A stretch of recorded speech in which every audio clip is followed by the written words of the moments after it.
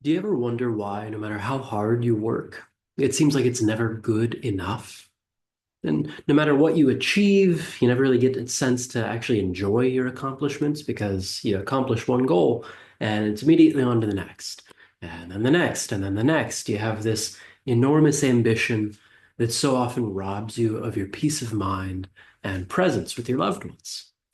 Well, if that's the case for you, then I'm going to show you in this video a very simple way to get back to a sense of good enough. Because I'm willing to bet that, like a lot of the clients that I work with, you may find that nothing ever seems good enough because you've never actually taken the time to define what constitutes good enough. And go figure, if you never set clearly and precisely the standards for good enough, nothing you ever do is likely to experience or give you the experience of being good enough until you define what good enough really is. And I'm going to show you a kind of upside down way to do that. You're going to have a hard time hitting good enough. Now, one of the things that I find is of the utmost importance in getting to good enough is starting with the question, what do you want? And we're going to qualify that in a very specific way. What is the minimum set of criteria that would let you know that you've got what you want? What's the lowest bar that if you were to cross it, it's good enough? And everything above that, well, it's just bonus. It's just icing on the cake. See, I find for a lot of people, they can talk about what they want, but they do so in big, lofty language. They do so in words that communicate standards that can never really be met. I'm sure you would be thrilled to have millions and billions of dollars, right?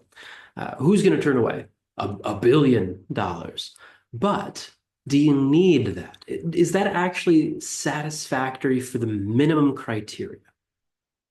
I'm willing to bet that if you take a bit of time to sit back and reflect upon this, you're going to find that the standards you've been chasing, well, it may be illusory. A lot of clients, when they go through this exercise, they find that they're actually much closer to achieving their criteria for good enough than they had previously realized. And what a sigh of relief that is. What a way to ease so much of the pressure to perform that you put upon yourself. So, for you, I wonder, what do you want? And when you consider that in terms of your health, in terms of your relationships with your family, in terms of the performance outputs that you want in your business, what are the minimum criteria for fulfillment? What is the low barrier that actually does count as good enough?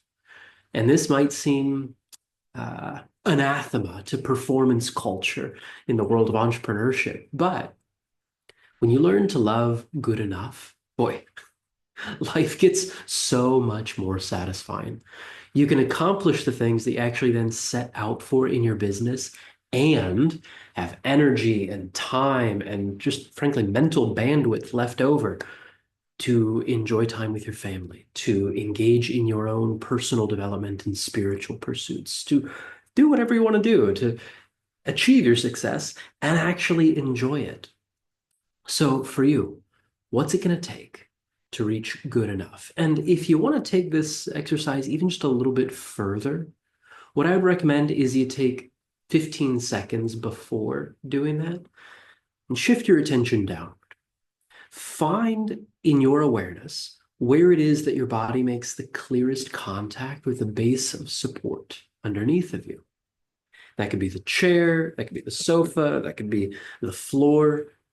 And you'll notice your pelvis against the chair. You'll notice your feet against the floor. And in doing so, you'll probably notice that that tension around your low abdomen or tension around your chest just begins to dissipate a little bit. You'll probably begin to notice that you get a little taller, that you can breathe more easily. And when you start to consider what you want and the minimum criteria for fulfillment from this embodied state, it's going to be so much easier to focus on what actually matters to you. Now, Go figure. Once you then take the time to define what constitutes good enough and to find its minimum criteria for fulfillment, you may realize you are much closer to fulfilling that than you had realized before. And when you have a clear set of standards for what constitutes good enough, you then know what it's going to take to get there, what it's going to take to close the gap. And you're going to know what you do not need to worry about as well. I find that a lot of business owners, part of the reason that things never feel like they're good enough is that they're just spread so thin, chasing stuff that doesn't actually matter to them. So this is your invitation. This is your encouragement. This is my heartfelt recommendation to you to focus on what's good enough. Let all of the other noise of entrepreneurship and hustle culture and the performance standards, let that go by the wayside. Because when you can connect to your base of support and you can specify precisely what is good enough for you, you're going to find that the pressure is lifted, you have room to breathe again, and everything you do actually brings you much closer to what you have defined as good enough. I know this may sound very simple. I know this may sound a little too simple, but I encourage you, give it an honest go. It'll take you 5-10 minutes maybe, and you're going to find that this makes you so much more effective at everything you do. You will be performing at a much higher level with much less effort in your business. And that's going to enable you to be so much more present with your loved ones. They are going to thank you, if nobody else. So I hope this is a blessing to you. I would love to hear what you make of it. Feel free to drop a comment down below, and I will look forward to speaking to you in the next video.